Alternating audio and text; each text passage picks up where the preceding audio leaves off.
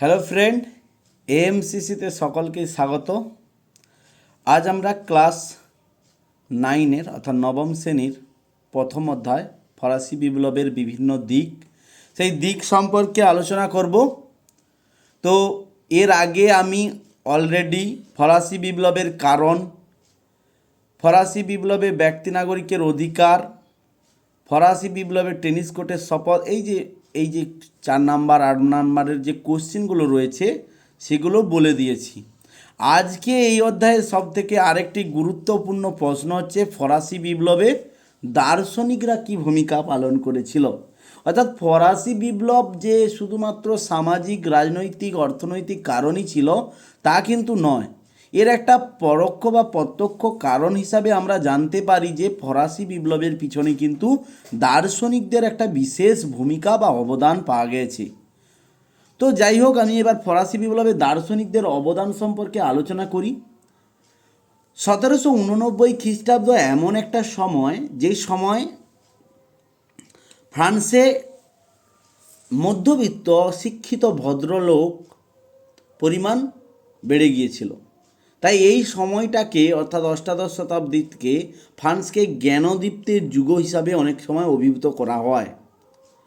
এই ফ্রান্সে এই সময় বিখ্যাত যেসব দার্শনিকরা জন্মগ্রহণ করেছিলেন তাদের মধ্যে অন্যতম ছিলেন মন্তেস্কু, ভলতিয়ার, রুসো, দেনিস দিদরো, এলেমবার্ট, এইসব নানা গোষ্ঠী এরা আবির্ভাব হয়েছিল।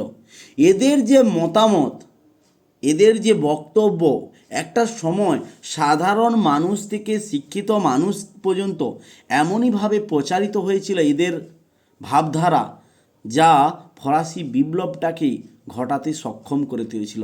অর্থাৎ আমি যদি বলতেই চাই যে ফরাসি বিপ্লবের পেছনে দার্শনিকদের ভূমিকা কতখানি ছিল, তাহলে এদের অবদান অর্থাৎ এই ভলতিয়ার, মন্তেস্কু, রুসো, এদের অবদান অনস্বীকার্য, মানে মানে অভাবনীয় ছিল, মানে এদের অবদান বিশেষভাবে গুরুতর ছিল।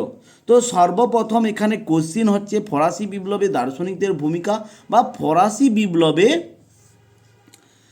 দার্শনিকদের প্রভাব কতটা ছিল সেই সম্পর্কে আলোচনা করব। ফরাসি বিপ্লবে দার্শনিকদের মধ্যে অন্যতম ব্যক্তি ছিলেন কে? মন্তেস্কু। তিনি একজন পেশায় কি ছিলেন? আইনজীবী ছিলেন।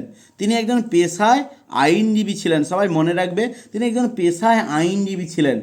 আইন মানে যিনি আইন তৈরি করেন বা ইনি আইন সম্পর্কে বোঝেন। তো তাই জন্য তিনি নিয়মতান্ত্রিক রাজতন্ত্রের সমর্থক ছিলেন। কি এই নিয়মতান্ত্রিক রাজতন্ত্র?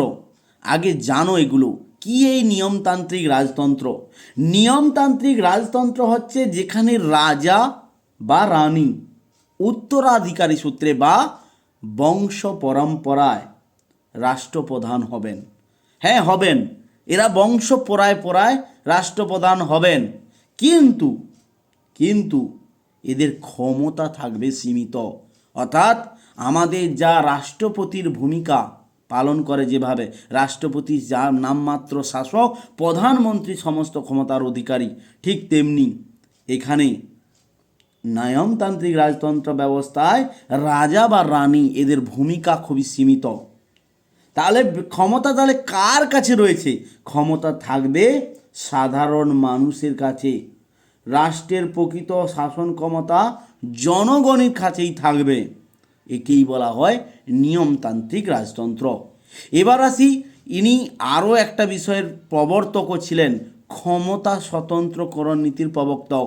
পরীক্ষায় বারবার কোশ্চিন দেয় ক্ষমতা স্বতন্ত্রীকরণ নীতির প্রবর্তক কে ছিলেন? মন্তেস্কু। কি এই ক্ষমতার স্বতন্ত্রীকরণ নীতি? ক্ষমতার স্বতন্ত্র কথার অর্থ স্বাধীন হওয়া, ক্ষমতার স্বাধীন হওয়া, এটাই মেনলি। তাহলে ক্ষমতার স্বতন্ত্রীকরণ নীতির মানে হচ্ছে আমাদের যে সরকার বা আমরা যে সরকারি পরিচালিত হই, এর 3টি বিভাগ রয়েছে। একটা হচ্ছে আইন বিভাগ, যারা আইন তৈরি করে, আরেকটা আছে শাসন বিভাগ, যারা শাসন পরিচালনা করে, আর একটা আছে বিচার বিভাগ। 3টা বিভাগ মিলে একটা প্রশাসন গড়ে তোলে, সরকার গঠিত হয়। একটা বিভাগের হাতে যদি সমস্ত ক্ষমতার অধিকার চলে যায়, তাহলে সেই স্বৈরতন্ত্রে পরিণত হবে। তাই মন্তেস্কু বলতেন এই তিনটি বিভাগ, সরকারের যে তিনটি বিভাগ রয়েছে সেই তিনটি বিভাগ যাতে আলাদা আলাদা ক্ষমতা ভোগ করতে পারে তার ব্যবস্থা করা। তিনি তাই জন্য আইন বিভাগ শাসন বিভাগকে পৃথকীকরণের কথা বলেছিলেন। এটি হচ্ছে ক্ষমতা স্বতন্ত্রীকরণ নীতি। ক্লিয়ার? তাহলে এবার আসো দার্শনিকদের ভূমিকায় মন্তেস্কু। মন্তেস্কু একজন আইনজীবী, তিনি পেশায় আইনজীবী, তিনি নিয়মতান্ত্রিক রাজতন্ত্রের সমর্থক, নিয়মতান্ত্রিক রাজতন্ত্র বললাম, এবং ক্ষমতা স্বতন্ত্রীকরণ নীতির প্রবর্তক। এটাও ক্ষমতা স্বতন্ত্রীকরণ নীতি। ক্ষমতা স্বতন্ত্রীকরণ নীতি কী সেটাও বললাম।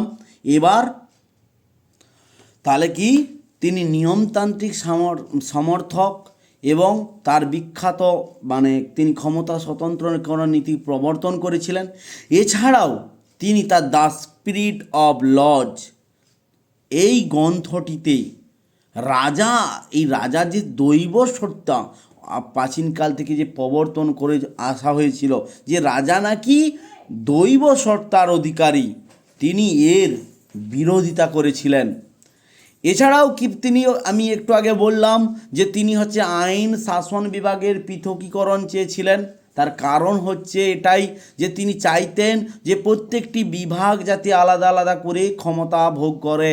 যদি একজন ব্যক্তির হাতে সমস্ত ক্ষমতা চলে যায়, অর্থাৎ আইন বিভাগ, শাসন বিভাগ, বিচার বিভাগ, তাহলে তিনি হয়ে উঠবেন একজন স্বৈরাচারী শাসক। তাই তিনি এই ক্ষমতা স্বতন্ত্রীকরণ নীতির প্রবর্তন করেছিলেন। মন্তেস্কুর আরেকটি বিখ্যাত গ্রন্থ ছিল দ্য পার্সিয়ান লেটার্স। এই গ্রন্থে তিনি কি বলেছিলেন? বিপ্লব পূর্বে ফ্রান্সের যে সমাজ ব্যবস্থা ছিল, ঠিক আছে, যাজক সম্প্রদায়, অভিজাত সম্প্রদায়, আর আমরা থার্ড স্টেট সম্পর্কে জেনেছি যে সাম্য ব্যবস্থা, বৈষম্যমূলক ব্যবস্থা প্রচলিত ছিল, সেই সমাজ ব্যবস্থার তীব্র সমালোচনা করেছিলেন। এইভাবেই সমালোচনার মাধ্যমে, লেখালেখির মাধ্যমে ফরাসি বিপ্লবকে প্রভাবিত করেছিলেন। কারণ তার গ্রন্থ পড়ে অনেক শিক্ষিত মধ্যবিত্ত ব্যক্তিরা বিপ্লবে ঝাঁপিয়ে পড়েছিল সমাজ ব্যবস্থার উন্নতির জন্য। তাই মন্তেস্কুর অবদান অনস্বীকার্য। ঠিক আছে, এবার আসি আমরা ভলতেয়ার সম্পর্কে। ফ্রান্সের আরও একজন মহান বিখ্যাত দার্শনিক ছিলেন ভলতেয়ার। তিনি কিন্তু আইনজীবী ছিলেন না। তিনি কি ছিলেন? তিনি ছিলেন যুক্তিবাদী কবি, নাট্যকার। তিনি তার কবিতার মাধ্যমে, বাস্তবাদীর মাধ্যমে, নাটকের মাধ্যমে ফ্রান্সের সমাজ ব্যবস্থার যে বৈষম্য বা ফ্রান্সের যে সমাজ ব্যবস্থার অবস্থা, খারাপ অবস্থা, সেটাকে তিনি তুলে ধরেছিলেন। তিনি সর্বপ্রথম যেটা নিয়ে বিরোধিতা করেছিলেন তিনি হচ্ছেন চার্চ। এই সময় যে খ্রিস্টানদের যে চার্চগুলি রয়েছে, খ্রিস্টান ধর্মের যে চার্চগুলি রয়েছে, সেই চার্চের দুর্নীতি, ভ্রষ্টাচার সম্পর্কে, স্বৈরাচারী মনোভাব সম্পর্কে তুলে ধরেছিলেন। তিনি ক্যাথলিক গির্জাকে বিশেষ অধিকারপ্রাপ্ত উৎপাদ বলে বলেছেন।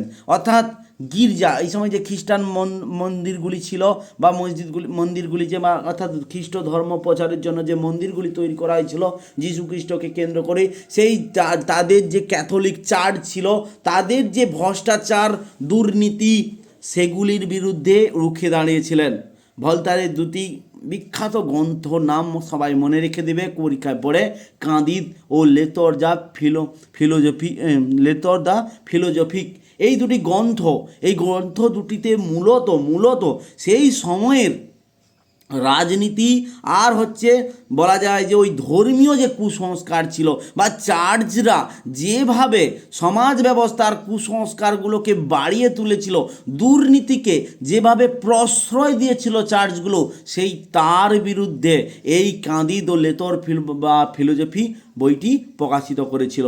আশা করি তোমরা মন্তেস্কু ও ভলতেয়ার সম্পর্কে পুরোপুরি ক্লিয়ার হলে। এবার আসি আমরা ফরাসি বিপ্লবের যাকে মহান নায়ক হিসাবে বা জনক হিসাবে অভিহিত করা হয়, সেই তার সম্পর্কে। তিনি আর কেউ নয়, রুসো। তিনি ফরাসি বিপ্লবের জনক নামে পরিচিত ছিলেন।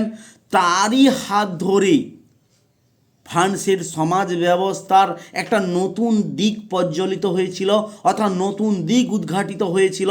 কারণ তিনি সর্বপ্রথম সামাজিক চুক্তি অর্থাৎ সোশ্যাল কন্ট্রাক্ট, অসাম্যের সূত্রপাত, এই যে দুটি গ্রন্থ রচনা করেছিলেন, তাতে সামাজিক যে চুক্তির গ্রন্থের মাধ্যমে তিনি মানুষের মুক্তি নিরাপত্তার জন্য, মানুষের মুক্তি ও নিরাপত্তার জন্য সামাজিক চুক্তির মাধ্যমে জনগণ রাষ্ট্র ও সমাজ গঠন করে, অর্থাৎ জনগণই নির্বাচিত একজন প্রতিনিধি নিযুক্ত করবেন। কিসের জন্য? নিজের মুক্তির জন্য, নিজের নিরাপত্তার জন্য। তার মতে জনগণই হলো রাষ্ট্রের সমস্ত শক্তির উৎস, তারাই সার্বভৌম ক্ষমতার অধিকারী। জনগণের ইচ্ছা অনুযায়ী চুক্তির মাধ্যমে, অর্থাৎ জনগণ আমরা যেমন ভোটের মাধ্যমে একজন প্রধানমন্ত্রী বা মুখ্যমন্ত্রী নিয়োগ করি, ঠিক তিনি বলেছেন যে মানুষ তার নিরাপত্তার জন্য, মানুষ তার স্বাধীনতার জন্য, মানুষ তার কিছু সুযোগ পাওয়ার জন্য, মানুষ তার সুবিধাগুলো পাওয়ার জন্য সরকারকে নির্বাচিত করেন। আর সরকারের কাজ হলো মানুষের কাজ করা। আর এই সমস্ত ক্ষমতা, সার্বভৌম ক্ষমতার অধিকারী সরকার নয়, জনগণ। জনগণই মানুষকে নির্বাচিত করেন, জনগণই প্রধান। তাই তিনি তার এই গ্রন্থের মাধ্যমে তিনি বলেন মানুষ স্বাধীন সমান অধিকার নিয়ে জন্মায়, কিন্তু বৈষম্যমূলক সমাজ ব্যবস্থাই তাকে দারিদ্র ও পরাধীন করে তোলে। এই স্বৈরাচারী রাজতন্ত্রের বিরুদ্ধে রুশো রুখে দাঁড়িয়েছিলেন, তার ফলেই ফরাসি বিপ্লব ত্বরান্বিত হয়েছিল। আশা করি তোমরা রুশো সম্পর্কে পূর্ণতা জ্ঞান পেলে। এবার আসি আর দুজন বিখ্যাত ফরাসি দার্শনিক, ডেনিস দিদরো ও দ্য এলেমবার্ট। এরা দুজন ব্যক্তি মিলে 35 খণ্ডের বিশ্বকোষ সংকলন করেছিলেন, যেখানে কি ছিল, ফ্রান্সের যে দর্শন, সমাজবিদ্যা, সাহিত্য প্রভৃতি নিয়ে আলোচনা করেছিলেন। এদের চিন্তাধারার মাধ্যমেই কি হইল, ফ্রান্সের একটা ব্যাপক আলোড়ন সৃষ্টি হয়েছিল। ডেনিস দিদরো যিনি বলেছেন মানুষ তার চারপাশের অবস্থাকে নিয়ন্ত্রণ ও পরিবর্তন করতে পারে বলেই, মানুষ তার চারপাশের অবস্থাকে নিয়ন্ত্রণ ও পরিবর্তন, যদি দরকার হয় যে এই সরকার বা এই সমাজ ব্যবস্থা ঠিক চলছে না, বা এই সরকার আমার মনের মতো কাজ করছে না, তাহলে পরিবর্তন করা দরকার, তখন তারই মতে ডেনিস দিদরের মতে যে মানুষ তার চারপাশের অবস্থাকে নিয়ন্ত্রণ ও পরিবর্তন করতে পারে বলেই সে জীবজগতের শ্রেষ্ঠ একটা জীব। তার কথায় উদ্বুদ্ধ হয়েই ফরাসি জাতি নিজের ভাগ্যকে নিয়ন্ত্রণ করতে তৎপর হয়ে উঠেছিল। অর্থাৎ দিদিরোর বক্তব্যের মাধ্যমেই, দিদিরোর বক্তব্যটা কী ছিল, মানুষ তার চারপাশের অবস্থাকে নিয়ন্ত্রণ করতে পারে এবং তাকে পরিবর্তনও করতে পারে, নিয়ন্ত্রণও করতে পারে, আবার পরিবর্তনও করতে পারে। তবে তার জন্যই তার এই কথায় মুগ্ধ হয়ে শিক্ষিত ব্যক্তিরা ফ্রান্সে বিপ্লব ঘটাতে সক্ষম হয়েছিল। এই সময় আরেক গোষ্ঠীর উদ্ভব হয়েছিল, তারা আর কেউ নয়, ফিজিওকাস্ট গোষ্ঠী। এরা ফ্রান্সের অর্থনৈতিক ত্রুটি, অর্থনৈতিক বৈষম্যতা যে দেখা দিয়েছিল সেগুলি সম্পর্কে তুলে ধরেছিলেন। এরা কি বলেছিলেন যে না, সরকারের হাতেই সমস্ত ক্ষমতা থাকলে হবে না, অবাধ বাণিজ্য, শিল্পের বেসরকারীকরণের দরকার। সরকার যদি সমস্ত শিল্প বাণিজ্য একাধিপত্য করে নেয়, কায়েম করে নেয়, সে স্বৈরাচারী হয়ে উঠতে থাকবে। অবাধ বাণিজ্য নীতি, যেখানে সবাই মিলে ব্যবসা বাণিজ্য করতে পারবে, শিল্প বেসরকারীকরণ করা হবে, শিল্পের জন্য আলাদা আলাদা লোক মূলধন দিবে, তাহলেই একটা সরকার সাম্য ব্যবস্থায় ফিরে আসবে, একটা মুনাফার আসবে, সরকারের পরিবর্তন হবে। এইভাবেই ফ্রান্সের সমাজ ব্যবস্থাকে এই ফিজিওকাস্ট গোষ্ঠীর লোকেরা অর্থনৈতিক দিকটিকে তুলে ধরে ফ্রান্সে বিপ্লব ঘটাতে সক্ষম হয়েছিলেন। প্রত্যেকটা জিনিসের খারাপ আর ভালো দিক রয়েছে। এই মহান ব্যক্তিরা অর্থাৎ মন্তেস্কু বলো, ভলতেয়াস বলো, রুসো বলো, ডেনিস দিদরো বলো, এলেমবার্ট বলো বা ফিজিওকাস্ট গোষ্ঠী, এরাই নাকি ফরাসি বিপ্লব ঘটাতে সক্ষম হয়েছিল। তো এই যে বক্তব্য, এই বক্তব্য কিছু লোক মেনে নিয়েছেন, আবার কিছু লোক আছেন যারা এই বক্তব্যকে মানেননি। তাই তাদের হয়ে আমরা আজকে সমালোচনায় বুঝতে হয়েছে। কিছু কিছু ব্যক্তি বলেছে, দার্শনিকদের মধ্যে কে ছিলেন, রাইকার, তেইন, এরাম বলেছেন যে ফ্রান্সের দার্শনিকদের ধারণা নেতৃস্থানীয় শিক্ষিত সম্প্রদায়ের মধ্যে একটা আলোড়ন সৃষ্টি করেছিল। অর্থাৎ এই ব্যক্তিটা রাইকার আর তেইন কি বলতে চাইছেন, যে ফরাসি বিপ্লবের পেছনে দার্শনিকদের ভূমিকা গুরুত্বপূর্ণ ছিল। কারণটা কি? কারণ এই সব ব্যক্তিরা কিছু লেখালেখির মাধ্যমে ফ্রান্সে যে প্রচার করেছিল, তাতে কিছু শিক্ষিত মানুষ, সাধারণ মানুষ সেইটা পড়ার পর বা উদ্বুদ্ধ হওয়ার পর তারা আন্দোলনে ঝাঁপিয়ে দিয়েছিল। কিন্তু অনেকে আবার আছে যারা এই কথাটি মানতে রাজি ছিল না। কেন? তাদের মধ্যে একজন ছিলেন ডেভিড থমসন। তিনি কি বলছেন, ফরাসি বিপ্লবে দার্শনিকদের ভূমিকা ছিল না। কারণটা কি? দার্শনিকদের বক্তব্য বোঝার ক্ষমতা নাকি সাধারণ মানুষের ছিল না। কিন্তু আমরা প্রথমেই জানি বা প্রথমেই আমি বলেছি, অষ্টাদশ শতাব্দী কিন্তু ফ্রান্সে শিক্ষিতের পরিমাণ অনেকটাই বেড়ে গিয়েছিল। ঠিক আছে, জ্ঞানদীপ্তের যুগ বলা হয় এই সময়টাকে, জ্ঞানের প্রজ্বলন ঘটেছিল এই সময়টা। তাই তাই বলা যায় যে ফরাসি বিপ্লবে দার্শনিকদের ভূমিকা ছিল। ডেভিড থমসন বলেছেন যে সাধারণ মানুষ নাকি এই শিক্ষিত মানুষদের কথা অর্থাৎ দার্শনিকদের কথা বুঝতে পারেনি। আমি বলবো যে এই সময় সময়টাকে যেহেতু জ্ঞানদীপ্তের যুগ বলা হয়, তাহলে নিশ্চয়ই হ্যাঁ, এখনও পর্যন্ত আজকে আমরা 2024-এ দাঁড়িয়ে সব মানুষ শিক্ষিত নয়, কিন্তু শিক্ষার হার বেড়েছে।